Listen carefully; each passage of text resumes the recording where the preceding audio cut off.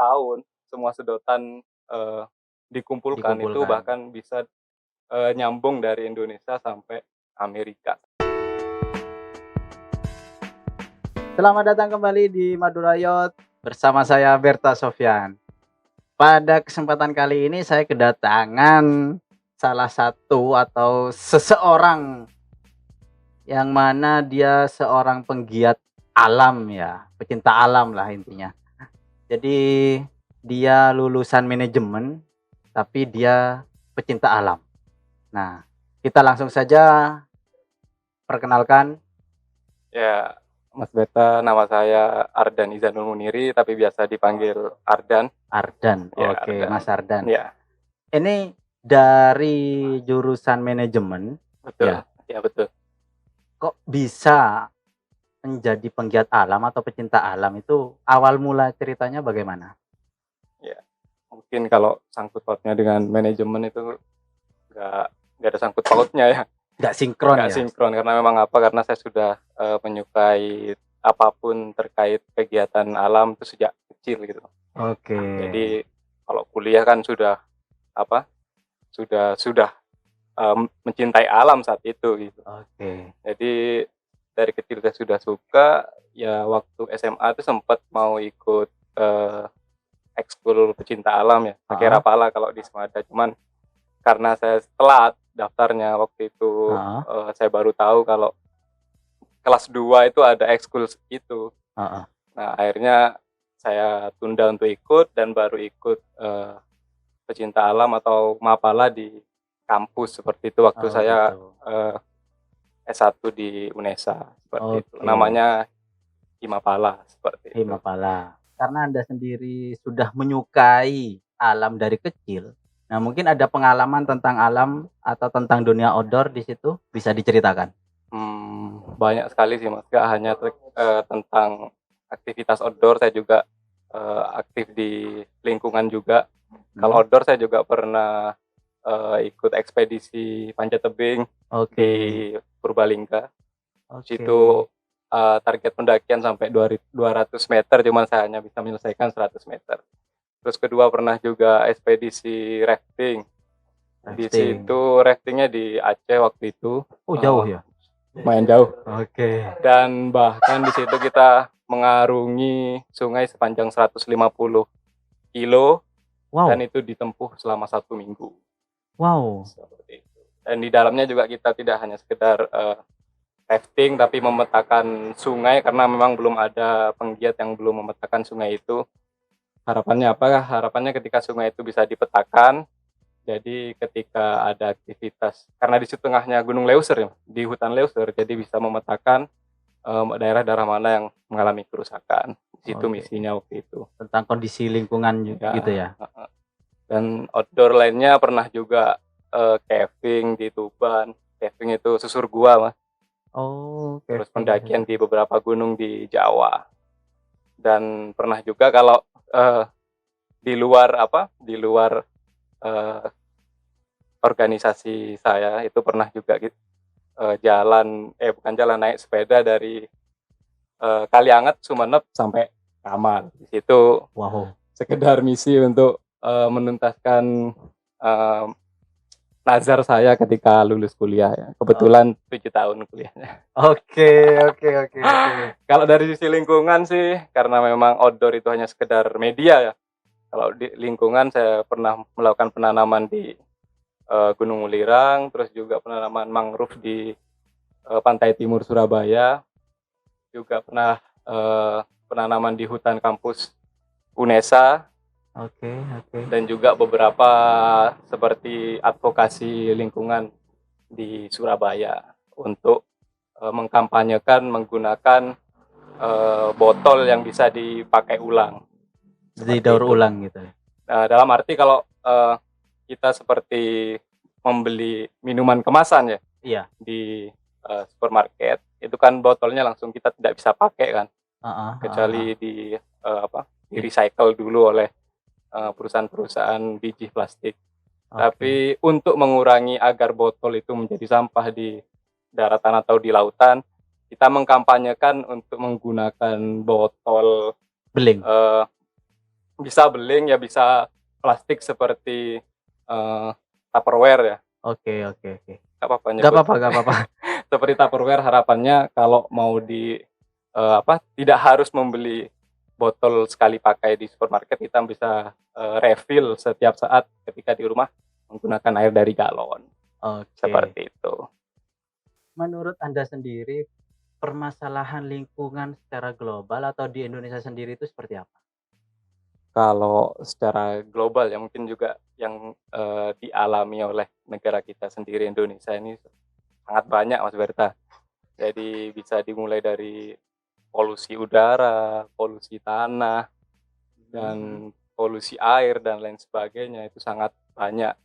Cuman kalau kita atau kalau saya secara pribadi yang hanya bergerak di bidang organisasi lintas kampus, ya kita Oh, memulai dari apa yang kita bisa. Kalau yang ada di sekitar gitu ya? ya yang bisa kita lakukan lah sebagai hanya sekedar mahasiswa. Walaupun di sini kalau kita, sangat solid itu bisa sampai, apa, permasalahan-permasalahan lingkungan secara global ini bisa teratasi. Jadi seperti contoh ya Mas, kalau kita, tentang pencemaran, eee, Nama baik. kalau itu saya nggak tahu. Seperti Oke contoh pencemaran laut lah. Jadi kan banyak di laut kita, apalagi Indonesia kan negara kepulauan ya, oke, iya. banyak sekali sampah plastik Mhm yang mhm. itu dipengaruhi oleh, banyak hal. Bisa jadi kesadaran masyarakat tentang buang sampah di tempatnya masih kurang, dan, bisa jadi juga, eee, ke kurang perhatiannya perusahaan-perusahaan, yang padahal itu bisa menggunakan kemasan yang, tanpa botol plastik, tapi menggunakan botol plastik dan lain sebagainya. Tapi kan kalau, kita sebagai mahasiswa atau bahkan mungkin hanya, penduduk biasa gitu ya, Mhm. untuk merubah skala besar itu kan sangat Sangat sulit. peluangnya kecil gitu. Iya. Bahkan Greenpeace aja, komunitas terbesar di dunia, itu juga perlu advokasi yang besar-besaran untuk merubah, menyelamatkan polusi laut ini biar bisa, bersih lagi, seperti itu.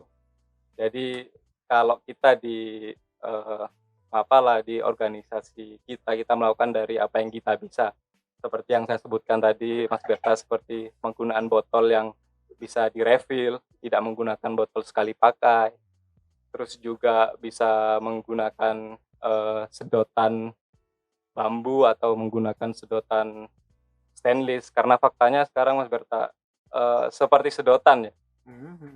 sedotan itu jika 1 tahun semua sedotan, dikumpulkan, itu Dikumpulkan. bahkan bisa, nyambung dari Indonesia sampai Amerika Kak, Wow, seperti itu. mantap. Itu ada riset sendiri yang dilakukan oleh, entah itu Greenpeace atau penggiat lingkungan, dan kita tahu sendiri bahwa sedotan itu penggunaannya sangat, eee, apa, banyak mudorotnya mungkin ya saya sebutin. Karena apa? Karena hanya sebagai sedot, setelah itu Buang. dibuang, Oke, seperti itu. Kalau kresek kan walaupun kita pakai, bisa dipakai lagi. dipakai lagi, Tapi oke. sedotan ini sangat, grade-nya itu sangat bikin, eee, polusi air dan daratan itu tinggi, karena hanya sekedar sedot, setelah itu dibuang, seperti itu. Jadi kita juga di organisasi sering mengadvokasi dan menggaungkan kalau menggunakan, sedotan Sedotan. bambu atau stainless. Begitu juga dengan mengkampanyekan penggunaan, tas jinjing untuk belanja, seperti itu. Oke. Sebenarnya kan itu sudah banyak digaungkan oleh banyak penggiat alam lainnya. Kalau, kita terus-terusan menggunakan kresek yang sekali pakai, sedangkan kita pasti tahu sendiri ya dalam 1 bulan kita pasti sudah puluhan ya menggunakan kresek Iya, dan betul langsung dibuang betul. kadang karena sudah lecek dan lain sebagainya. Nah itu kalau diakumulasi dengan warga Indonesia yang 250 juta jiwa itu, bisa dibayangin sendiri Mas Berta, sangat banyak ya. Bentar bentar, saya Ya bayangin ya. ya, Oke. seperti itu. Mungkin ada beberapa pengalaman yang sudah pernah kamu lakukan, yang sudah pernah Anda alami, bukan alami ya, yang udah pernah kamu lakukan terkait melindungi alam ini mungkin bisa diceritakan, ada hal-hal yang, ya mungkin paling berkesan lah? Yang paling berkesan itu pernah saya melakukan kegiatan advokasi, nama kegiatannya itu kalau nggak salah 1.000 botol plastik, seperti 1.000 itu, botol. heeh, Di mana itu? di kampus UNESA. Oke. Jadi kita itu memulai kegiatan tersebut itu sudah, persiapannya itu sekitar 5 bulan, Mhm. seperti itu.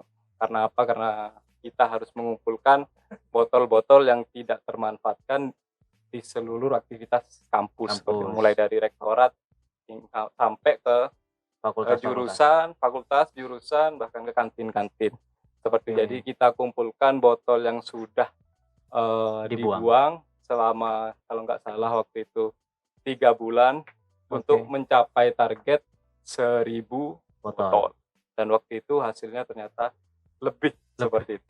Dan uniknya apa, lucunya juga ya, eee, kan namanya kampus ya, di situ Heeh, pasti juga, ada, eee, orang dari luar sivitas kampus ya, seperti entah itu pemulung. pedagang dari luar, nah termasuk juga pemulung, itu kita Heeh. sempat pernah debat gitu. Jadi selama sebulan, pemulung tersebut merasa omsetnya menurun, seperti itu. Gara-gara dikumpulkan itu. Gara-gara botolnya selalu kita kumpulkan, seperti bahkan, nyolong stat daripada pemulung itu sendiri. Ya walaupun kita sedikit banyak merasa bersalah karena itu, nafkahnya mereka ya, tapi Iya, kita heeh. ingin kegiatan ini bisa jalan dan target 1.000, botol itu terpenuhi, seperti itu. Jadi kita juga minta maaf ke ibunya karena, minta bersabar juga karena nanti 3 bulan setelah, kita mengumpulkan botol itu sudah biar ibunya lagi. Walaupun kita waktu itu ada harapan untuk bisa kegiatan ini bisa berlanjut dan hal itu Oke. juga harapan dari rektor. Dan itu buat apa? Nah, selanjutnya setelah kita kumpul 1.000 botol itu tadi, kita bentuk tiap botol itu menjadi botol raksasa. Oke. Botol raksasa dan waktu itu sekitar tingginya 4 meter. 4, oh mantap. 4 4 meter, di meter. situ kita tumpuk betul sebanyak lebih dari 1.000, entah 1.000 berapa gitu. Dan itu kita pasang di gerobak ya, setelah itu kita advokasi, pertama keliling, Kampus. sivitas kampus, kita ingin menunjukkan bahwa dalam waktu 3 bulan dari dalam kampus saja kita menghasilkan sampah, Segitu botol banyaknya. itu segitu banyaknya, bagaimana kalau kampus lain digabungkan atau bahkan satu Surabaya digabungkan selama 3 bulan dan botol plastik itu berlangsung sama, puluhan tahun Puluhan bahkan tahun. sampai sekarang kan, seperti itu. Jadi selain kita advokasi di lingkungan kampus, biar teman-teman tersadar untuk menggunakan botol refill, kita juga keliling Surabaya Heeh. dengan gerobak waktu itu berjalan juga dan terakhir, kita jual 1.000 botol tersebut ke, eee, Pengepul. pengepul ya, ke Heeh. pengepul dan uangnya kita berikan dan donasikan ke KBS, Kebun Binatang Kebun Binatang Surabaya Surabaya. untuk operasional mereka, entah itu buat makan harimau atau makan gajah, atau buat staf-stafnya yang ngerawat dan lain sebagainya, saya serahkan pada pihak KBS, seperti itu. Ya walaupun ini hal yang kecil, saya yakin ketika gerakan ini dilakukan oleh banyak Mapala atau Sispala di setiap sekolah, setiap kampus, saya yakin akan, eee, power untuk bisa, menggaungkan kita bisa menyelamatkan lingkungan dari apa yang kita bisa itu pasti akan menular dan insyaallah saya yakin suatu saat pasti akan kita sadar lingkungan masyarakat, minimal dari sekitar kita, seperti itu. Oke, minimal dari sekitar Iya, kita. dari yang kita bisa juga. Oke. Nah, sekarang kegiatannya kan kan sudah bukan sebagai mahasiswa lagi. Betul Nah, ya, itu pertanyaan yang besar juga. nah, Ya, itu bagaimana caranya Anda sekarang dengan kegiatan atau aktivitas Anda sehari-hari menjaga lingkungan terutama di daerah sekitar Anda? ya pertama, walaupun saya sudah tidak aktif di Mapala lagi, tapi perlu kita diketahui juga kalau di Mapala itu keanggotaannya seumur hidup, Oke. jadi kita bisa sedikit Ada banyak berkontribusi di organisasi sesempat kita, ada alumni gitu ya? alumni. Oke. Tapi secara pribadi namanya peduli lingkungan, mencintai lingkungan dan berbuat sesuatu untuk lingkungan tuh tidak hanya stop ketika sudah jadi alumni atau senior.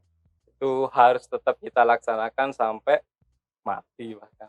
Bahkan ditularkan ke anak cucu kalau bisa. Seperti itu. Jadi kalau yang saya lakukan sekarang, kebanyakan yang saya lakukan di rumah ya, pertama sebisa mungkin saya memisahkan, sampah, mana sampah plastik dan mana sampah organik. Kalau sampah plastik yang nggak bisa didaur ulang, ya karena semampu saya buang saja. Tapi kalau sampah plastik yang masih bisa didaur ulang, saya kumpulkan dan saya berikan ke, pemulung, seperti itu. Karena pasti nanti pemulung akan jual itu untuk di-recycle, seperti itu. Untuk sampah organik, saya buat sebagai kompos.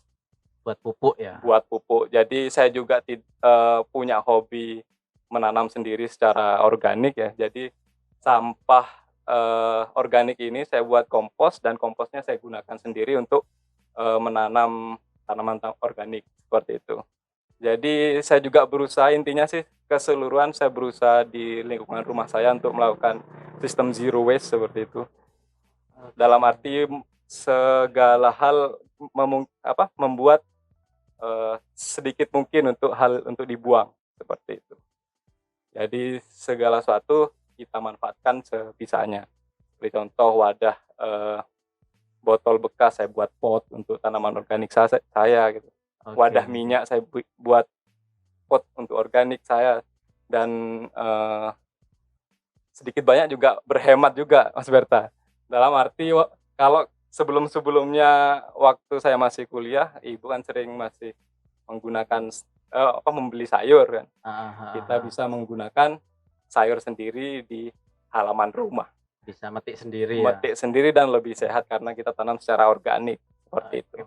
Itu kalau dari pribadi saya. Kalau di lingkungan luar saya masih belum bisa berbuat terlalu banyak ya. Kecuali memang saya juga pernah diundang beberapa Hispala di Bangkalan, ya saya berusaha sedikit banyak untuk seperti inilah mengadvokasi, mengajak beberapa teman-teman penggiat lingkungan untuk berusaha menjaga lingkungan dari apa yang kita bisa. Seperti itu. Mungkin ada pesan-pesan buat masyarakat untuk menjaga lingkungan di wilayah sekitar sendiri, seperti Mas Ardan tadi? Di Bangkalan atau Iya. Madura? Sebenarnya saya juga nggak punya kapasitas yang besar ya untuk Nggak apa-apa, nggak apa-apa. ya, cuman Ya untuk sebatas hanya sebagai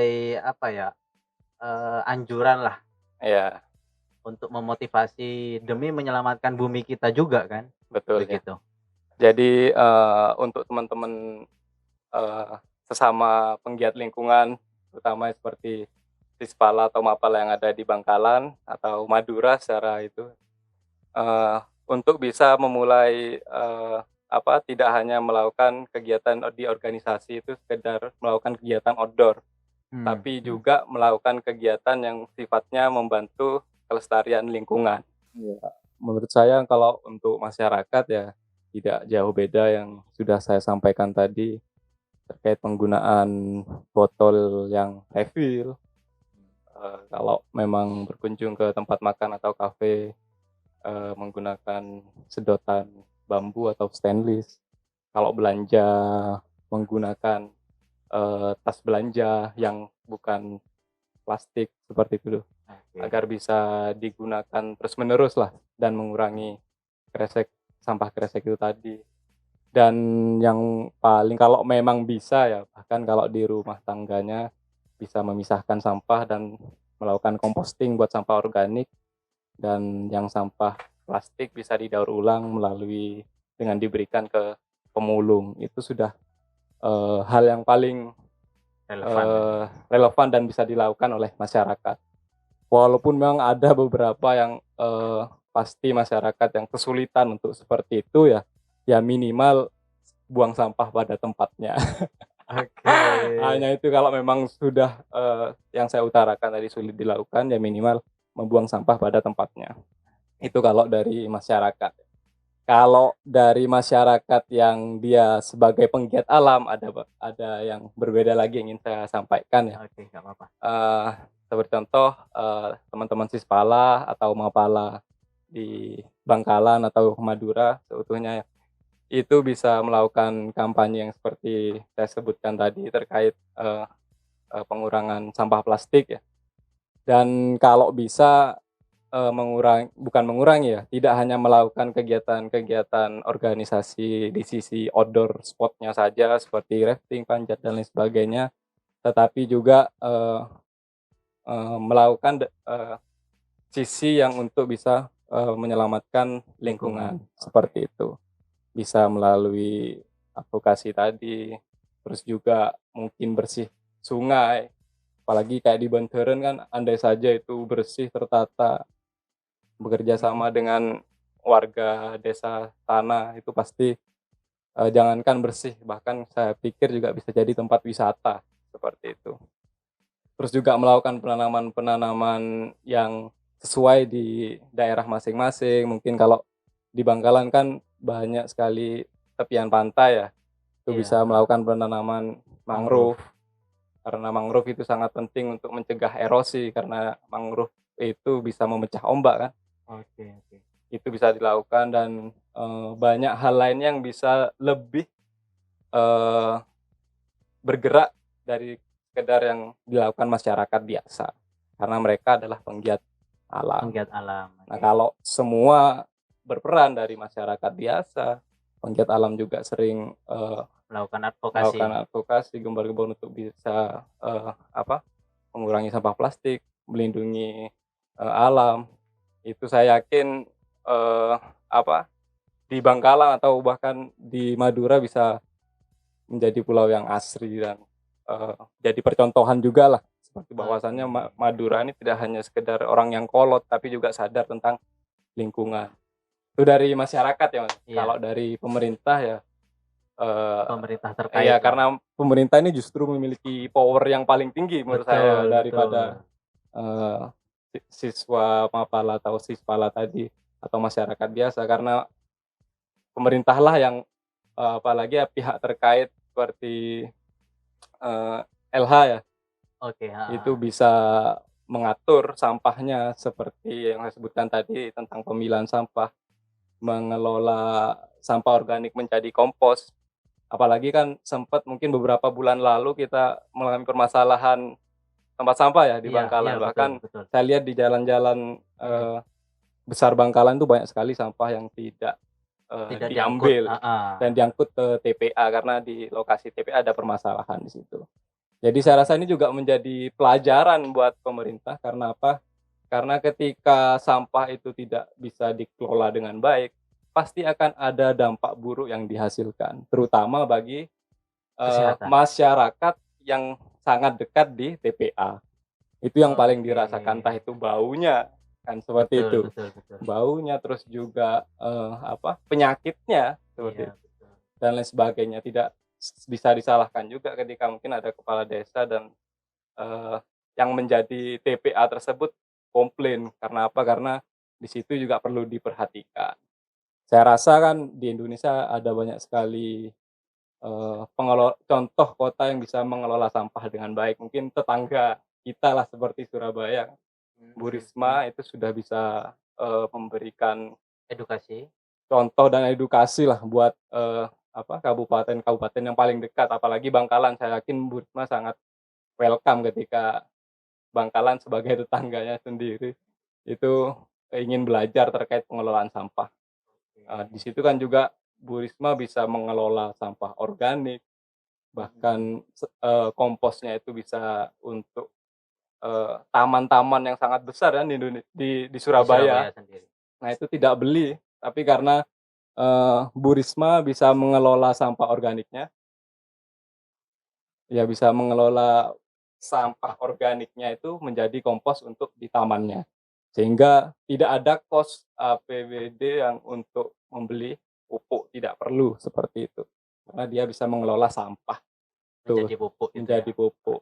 Bahkan juga, ada beberapa sampah organik yang bisa dibuat, eee, apa Jadi ada sampah organik yang dikumpulkan dan di situ, diberikan, eee, maggot ya, maksudnya ada namanya lalat yang bisa mengurai sampah organik tersebut, sehingga setelah lalat itu bertelur di sampah organik, di situ ada belatung yang makan sampah organik, jadi Mhm. belatungnya itu bisa digunakan untuk pakan ternak, Oh gitu. seperti sampai seperti itunya gitu.